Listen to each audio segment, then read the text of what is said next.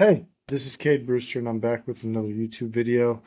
Today, I'm going to be talking about Power BI. Specifically, I'm going to be walking you through the quick setup to connect to a file that is sitting in a SharePoint site in Power BI so that you can build a report and dashboard using the data that's stored in SharePoint.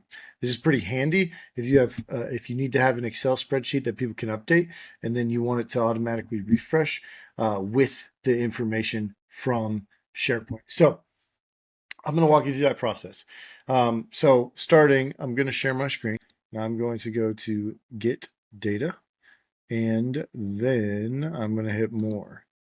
And it's going to pull up a list of all the data sources. And so I'm going to type in SharePoint, because that's what I'm trying to connect to. And then here's the trick. We've already walked through using SharePoint lists. So you don't want the list, but what you actually want here is a folder because you're connecting to a file in a folder. And so then it's going to pop up and it's going to ask you for the site URL.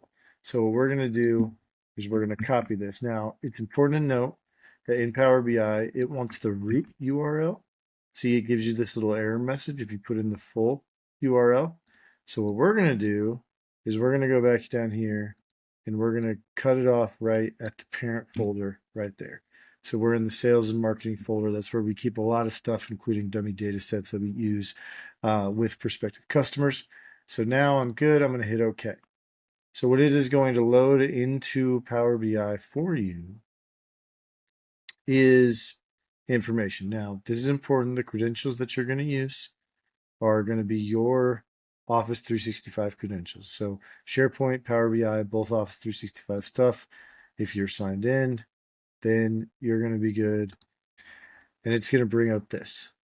These are all the files that sit in the folder of the site that we use the URL, right? So you want to hit transform data and open query editor. Because what you've got to do now is find the file that you want inside of this information. So what we're going to do is we're going to search manufacturing, and we are going to find manufacturing vendor dashboard data. So we're going to filter down to the single file that we actually want. And then from there, you're going to click this binary button right here to open and import that Excel spreadsheet. Now, inside of that Excel spreadsheet, there are multiple tables of data that we use. So if you have just one, then you can just click on the table and it'll expand into that table as you can see here. But let's say that you have multiple tabs of an Excel spreadsheet that you want to be able to use. So in order to use that, what we're going to do is you're going to right click on table and you're going to add it as a new query. That's going to pull off a new query, which is going to be the inventory status. And then let's say we want the cost analysis. So we're going to add it as a new query. So you can go from here and you can create as many queries as you want to in order to do that. Now, on each of these queries, what you're going to have to do is hit the use first rows headers so that you can upgrade that and use the first rows headers. And then after you've done that, rename them, apply any applied steps that you want to adjust the data and make it work for you.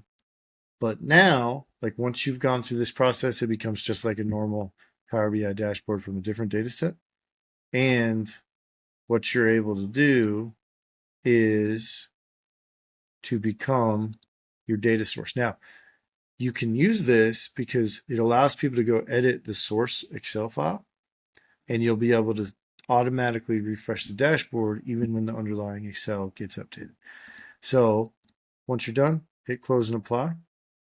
Now you're ready to build your dashboard with the actual data from your spreadsheet once it loads up.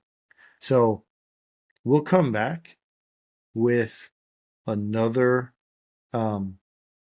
video in the next little bit that will show how to publish and how to schedule a refresh once you've published that information.